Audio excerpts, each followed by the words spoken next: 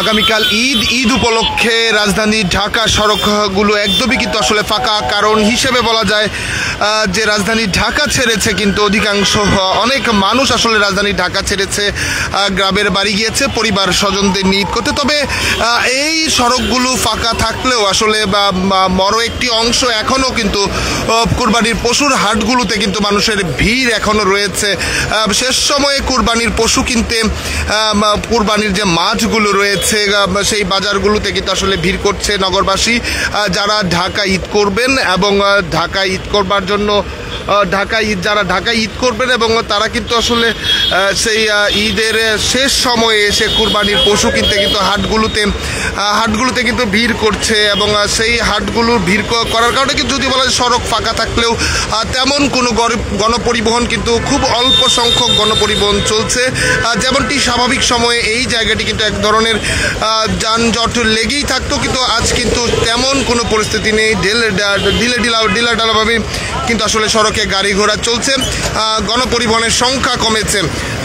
তবে মানুষের উপস্থিতি সড়কে কম থাকলেও শেষ সময়ে যেহেতু অনেকেই ঢাকা ছেড়েছেন, আবার অনেকেই যারা রাজধানী ঢাকায় যারা ঈদ করবেন তারা পশুর হাটগুলোতে বাজার এবং বিপণী বিতান যেগুলো রয়েছে সেখানে কিন্তু মানুষের এক ধরনের ভিড় এবং উপস্থিতি লক্ষ্য করা যাচ্ছে। এবং তবে এই পরিস্থিতি যখন ঠিক তখন আসলে থেমে থেমে কিছু গণপরিবহন চলছে এবং ঈদ উদযাপন করতে মানুষ তার পরিবারের কাছে এবং ঢাকা ছেড়েছে অনেকেই, এবং যারা ঢাকায় ঈদ করবেন তারাও শেষ সময় আসলে ঈদের যে প্রস্তুতি সেই প্রস্তুতিগুলো কিন্তু নিতে শুরু করেছে। আমরা ঠিক এই মুহূর্তে রয়েছি রাজধানীর শাহবাগের, যে শাহবাগ থেকে যান চলাচলের সর্বশেষ যে পরিস্থিতি সেগুলো কিন্তু দেখাচ্ছিলাম। কেবল যেটি বলছিলাম রাজধানীর ঢাকা ছাড়লেও সড়কে অনেকটা এই জায়গাগুলোতে আসলে অনেকটা কম মানুষ থাকলেও বেশ কিছু জায়গা বিশেষ করে বাজারে পশুর হাট থেকে শুরু করে বিপণী বিতান, এমনকি দূরপাল্লার যে বাস যেখান থেকে ছেড়ে যায় বাস টার্মিনালগুলো মহাখালী, গুলিস্তান, গাবতলী, সাইদাবাদ, এই জায়গাগুলোতে আসলে এক ধরনের ভিড় কিন্তু মানুষের রয়েছে।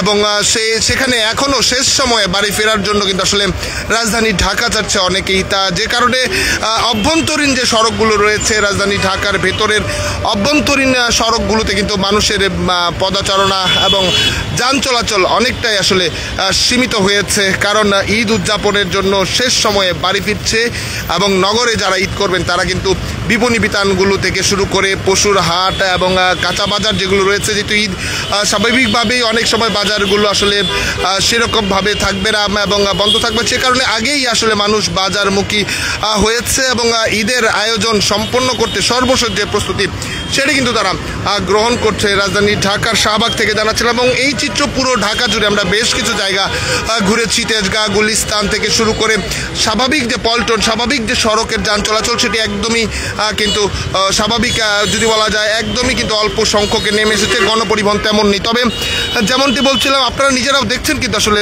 থেমে থেমে কিছু কিছু গণপরিবহন আসলে এই সড়কে চলাচল করছে। তবে দূরপাল্লার বাসগুলো থেকে কিন্তু টার্মিনালগুলো থেকে কিন্তু বাস ছেড়ে যাচ্ছে।